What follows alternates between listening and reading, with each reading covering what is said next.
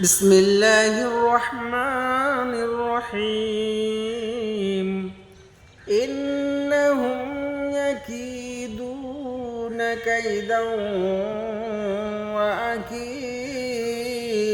كيدا فمهل الكافرين أمهلهم رويدا صدق الله العظيم وصدق رسوله النبي الكريم আলহামদুলিল্লাহ।